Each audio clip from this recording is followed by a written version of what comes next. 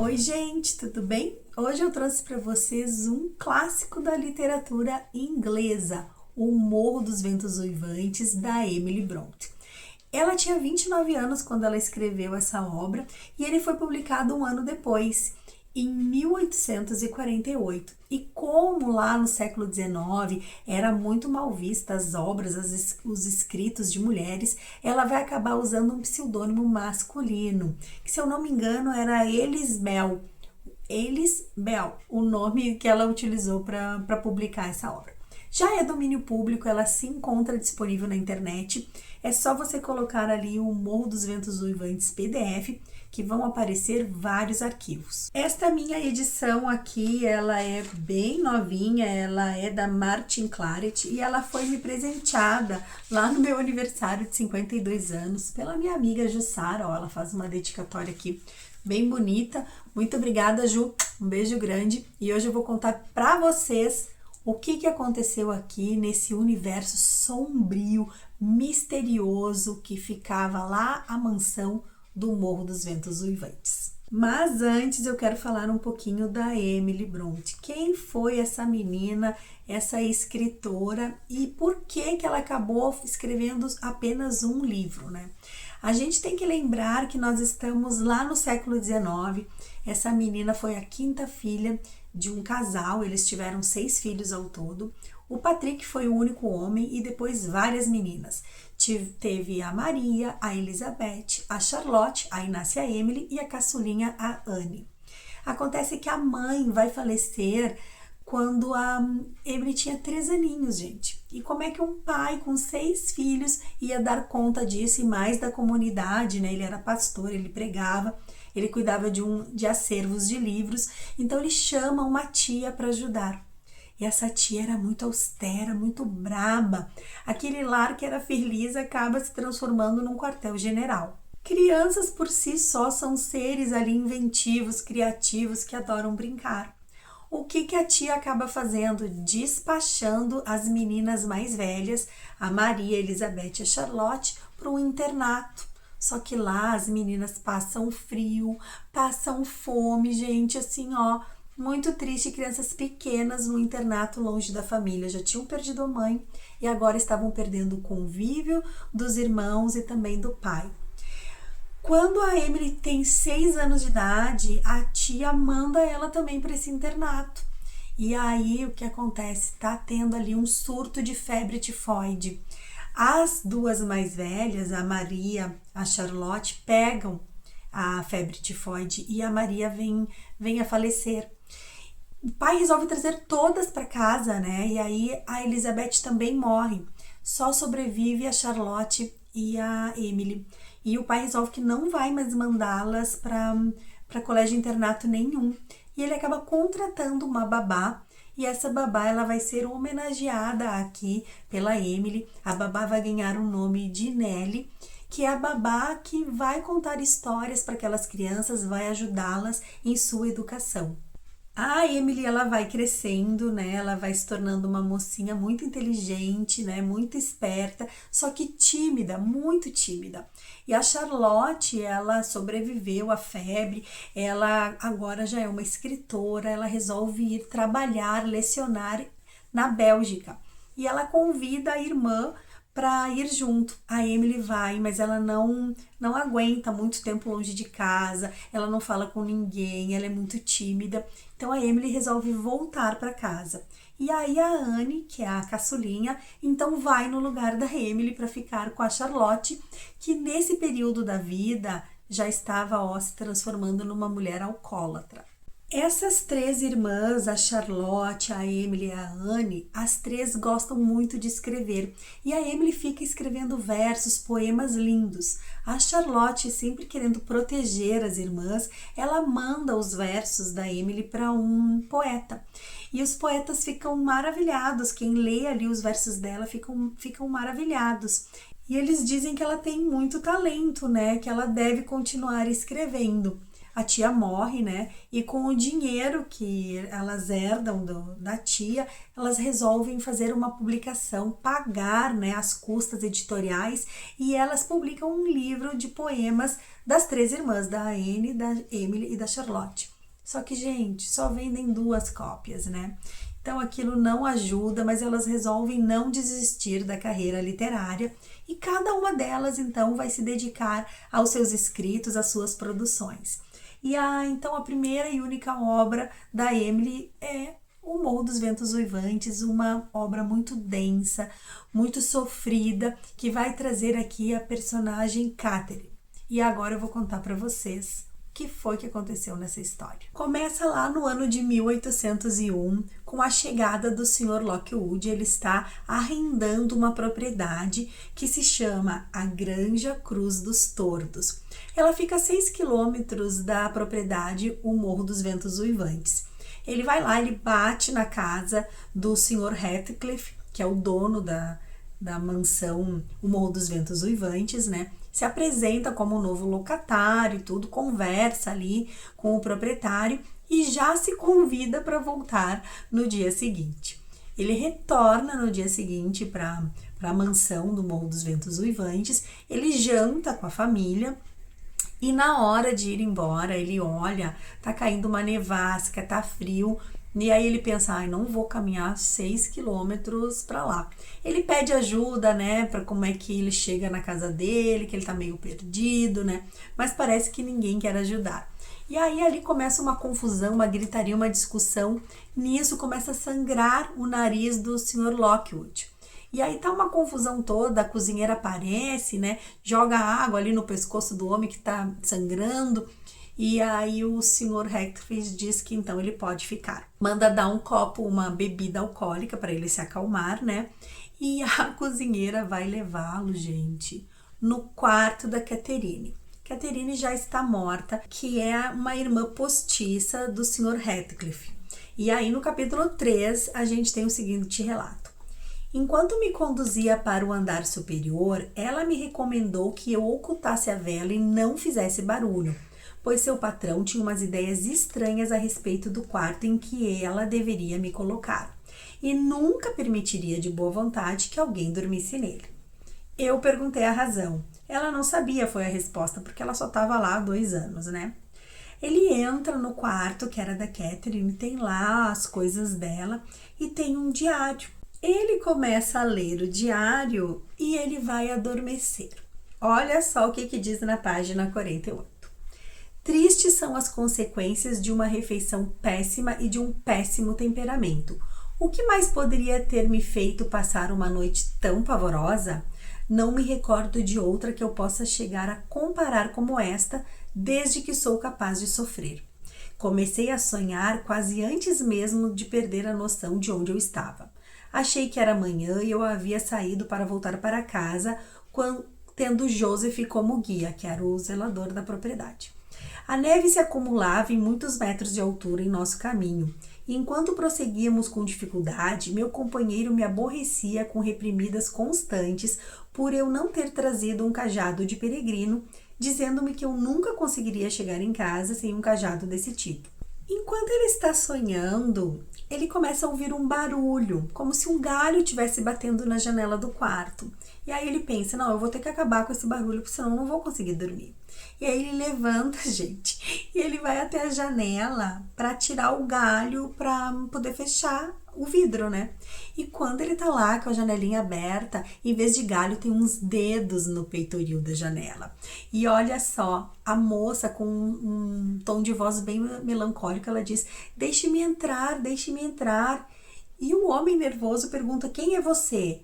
Ora, sou a Catherine Linton, respondeu a voz trêmula. Eu voltei para casa e me perdi na charneca.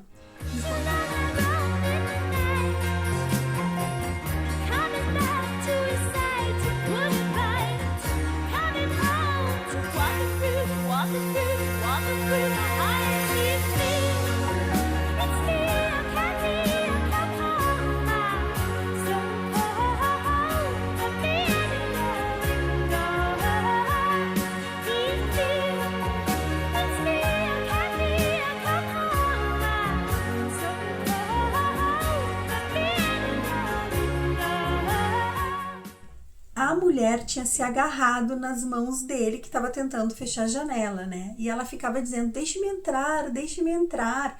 Como eu posso? Ele respondeu, me solte as minhas mãos para eu poder te ajudar, né? Só que na verdade ele queria fechar o vidro porque ela era um fantasma. E aí ela fica dizendo, me deixa entrar, eu estou 20 anos tentando entrar, perambulando por aí. E ele se apavora, coloca um monte de pilhas de livro ali na frente da janela, né? Até que ele vai acordar muito nervoso, gritando, todos vão se aproximar dele para saber o que foi que aconteceu. E ele diz que ele sonhou com a Catherine e com aquele fantasma que estava ali na volta querendo entrar. Bom, confusão armada, né? Porque o Sr. Heathcliff era apaixonadíssimo pela Catherine e todo mundo era proibido de entrar naquele quarto. E aí a gente vai saber o que foi que aconteceu no passado até chegar nessa circunstância. Então nós teremos aqui uma personagem, né, a chamada Babá Nelly, ela que acompanhou e viveu todo esse amor da Catherine pelo Sr. Heathcliff, vai então contar uma história que aconteceu há anos atrás. E a história é a seguinte, começa lá com o pai da Catherine, ele tem 2 filhos, ele é casado, ele vai para uma viagem, ele encontra uma criança órfã, perdida. A mãe tinha falecido, aquele menino estava ali desabrigado, ninguém para cuidá-lo, ele fica penalizado. Ele tinha tido um outro filho que tinha morrido, ele resolve trazer esse menino. Quando ele chega na propriedade com aquela criança, né, todo mundo fica assim, sem entender por que ele trouxe aquele garoto para dentro de casa. Como o garoto não fala, não quer dizer o nome dele, o pai da Catherine batiza ele, dá o nome de Heathcliff, que era o nome do segundo filho que tinha falecido. Bom, ele apresenta a todos, né? O irmão mais velho tem muitos ciúmes daquele garoto, porque o pai, na tentativa de acolher, de fazer o garoto se sentir bem, dava muita atenção pro jovenzinho, né? Ainda mais que tinha o nome do filho que tinha partido. Mas o mais velho ficava muito enciumado, com muita inveja do carinho que o pai estava se dedicando para aquele garoto, que era um estranho na família. Ao mesmo tempo que o mais velho tem ciúmes, o garoto, esse jovem que chegou ali na família, e a Catherine, eles começam a se aproximar, eles brincam juntos, eles passeiam pelas terras ali da mansão do Morro dos Ventos Uivantes, eles estão sempre juntos. Chega a idade que o mais velho, né, que o filho, o legítimo, ele tem que partir para a universidade para estudar. E ele vai se casar com a Frances, né, eles vão ter um filho chamado Harrington e eles vão voltar quando o pai morre. E ele volta como senhor das terras, como responsável por toda aquela região do Morro dos Ventos Uivantes. E a primeira coisa que ele faz é dizer que esse irmão postiço, que é o Heathcliff, que ele não é mais irmão, que ele vai agora morar no porão, que ele vai ser servente, ele só vai cuidar dos cavalos, que ele só vai se dirigir à família se alguém falar com ele. Então, o irmão mais velho vem com muita raiva, com um ódio que cresceu durante toda a sua juventude. E ele vem agora para, tipo assim, se vingar daquele garoto que chegou e roubou a atenção do pai. Apesar dessa situação, o Heathcliff e a Catherine, eles continuam brincando juntos, eles já são ali adolescentes, um está apaixonado pelo outro. E aí, numa dessas que eles estão correndo por aí, eles vão invadir a propriedade da Granja Cruz dos Tordos. E quando eles estão invadindo essa propriedade, os cachorros vão atacar a Catherine, vão mordê-la, vão machucá-la. A família, né, que é um irmão, e o Edgar e a Isabela, eles moram nessa propriedade, eles pegam a garota no colo, levam para casa e dizem pro Heathcliff, volte para a mansão do Morro dos Ventos Uivantes, avise que a Catherine está com a gente, que nós vamos cuidar dos ferimentos e que quando ela estiver bem a gente leva para casa. O irmão mais velho fica todo feliz, porque é uma forma de separar a Catherine do Heathcliff. É uma forma de deixá-la aos cuidados de uma outra família que tem, muita grana. Durante esse tempo que a Catherine está lá com a Isabela e com o Edgar, ela acaba aprendendo a ter bons modos, porque ela era uma capeta, ela vivia correndo com o irmão postiço por aí, eles aprontavam muito, mas agora ela estava se transformando numa mocinha, numa lady, né? Então a Isabela começa a ensiná-la, né, a se comportar socialmente, aí ela passa ali uma temporada. Quando ela já está bem dos machucados e tudo mais, ela retorna para casa. Só que o Edgar vai junto e pede se ele pode cortejá-la.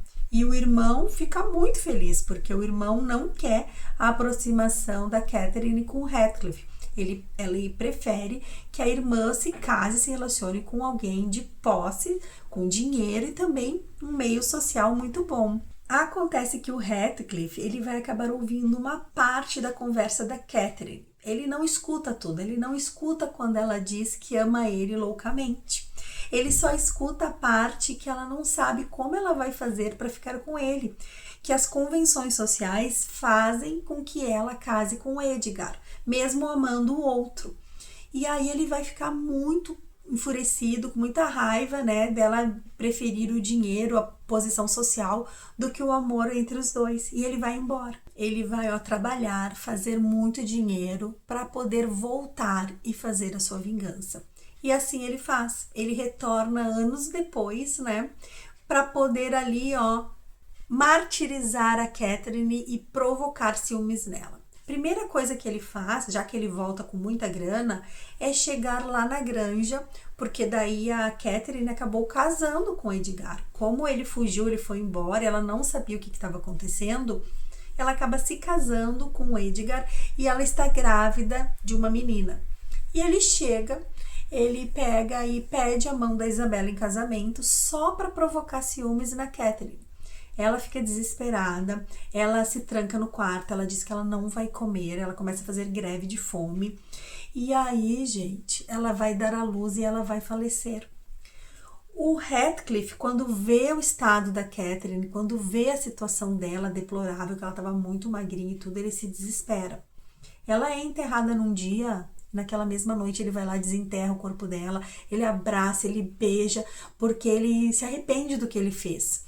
E aí ele começa a ver o fantasma dela, né, ouvir vozes, ele começa a ficar atormentado. O Edgar, que era o marido da Catherine, ele não quer a aproximação do Heathcliff com a sua irmã, com a Isabela. Mas a Isabela vê a chance ali de casar, né, de ter um amor, ela gosta daquele homem e ela resolve casar com ele. Eles vão ter um filho, esse filho se chama Linton. Mas acontece que o homem já tá, meio que neurótico ali, porque a Catherine faleceu, o plano dele foi por água abaixo, ele agora tá casado com a Isabela que ele não ama, ele tem um filho com a mulher que ele não ama, então ele começa a tratar mal a Isabela, sabe? Ele é muito agressivo, ele é muito grosso, e a Isabela foge levando o filho. Ela foge levando o filho, só que ela vai falecer anos depois, 12 anos depois, se eu não me engano, ela morre. E aí o menino volta para casa do tio, volta para casa do Edgar. Mas acontece que o Edgar vai morrer também. Então, como o Edgar também morre, né? A casa, aquela propriedade, a Cruz dos Tordos, aquela granja, passa a ser então do sobrinho, né? Do menino, do Linton. E ele, como vai morar com o pai, então o pai está administrando as duas propriedades. Quando o Linton chega na casa ali, no Morro dos Ventos Uivantes, ele vai conhecer a Cat, que é a filha da Catherine. E ele vai se apaixonar por ela e o pai vai fazer toda a questão que o filho dele, né, case com a Cat. Acontece que nessa casa mora também o filho da Frances com o irmão mais velho da Catherine, que virou alcoólatra, que perdeu a propriedade no jogo e que acaba morrendo também. Então, o Heathcliff, ele cria, né, a Cat, que é a filha da Catherine, ele cria o Harrington, que é o filho do irmão mais velho, né, aquele que odiava ele, que tinha ciúmes, e agora ele vai criar também o Linton, que é filho dele com a Isabela. Então, nós teremos 3 jovens aqui, 3 adolescentes morando todos no mesmo teto ali na mansão do Morro dos Ventos Uivantes. E aí o pai, ele tá investindo muito que a Cat case com o Linton. E ele olha para Cat e ele enxerga a Catherine, porque ela é muito parecida com a mãe. E ele tá ali, né, assim, oportunizando, favorecendo para que o relacionamento dos dois aconteçam. Mas, gente, o Linton vai morrer. E quem vai ficar com a Cat é o Hareton. Ela vai ensiná-lo a ler e escrever, porque como ele era filho do arqui-inimigo, né, o irmão mais velho, o Heathcliff faz com o garoto a mesma coisa que o pai dele fazia com ele quando era jovem, bota para tratar os cavalos, trata como se fosse um servente, um empregado da casa. Então a história meio que está se repetindo. Só que o amor da Cat pelo Hareton vai superar essas desavenças. Os dois vão ficar juntos, os dois vão casar e os dois vão morar na Granja Cruz dos Tordos. E a história termina então com o Heathcliff, ele tá bem doido, ele vai acabar morrendo, né? E dizem que a comunidade, as pessoas ali em volta da casa do Morro dos Ventos Uivantes vai ver o fantasma dos dois, da Catherine e do Heathcliff juntos. Como se depois da morte eles estivessem em paz e tivessem conseguido ficar juntos novamente. E o livro termina então num diálogo com o Sr. Lockwood, que está narrando a história toda pra gente, com a parceria da Babá Nelly, porque ela conta a história para ele e ele conta a história para nós. Então, lá no finalzinho do livro, a gente vai saber pelo Sr. Lockwood, que é quem faz a narrativa da história, né, através das informações contadas pela Babá Nelly, ele vai saber que a Cat e o Hareton, eles vão casar e vão morar lá na granja. E aí ele pergunta assim, eles vão morar na granja? Sim, respondeu. Assim que eles se casarem, isso vai acontecer no dia do Ano Novo. Então, quem vai ficar morando aqui na casa do Morro dos Ventos Uivantes, né? Ora, Joseph, o zelador, né? Ele vai tomar conta da casa e talvez um garoto venha para fazer companhia. Eles vão morar na cozinha e o resto vai ser fechado.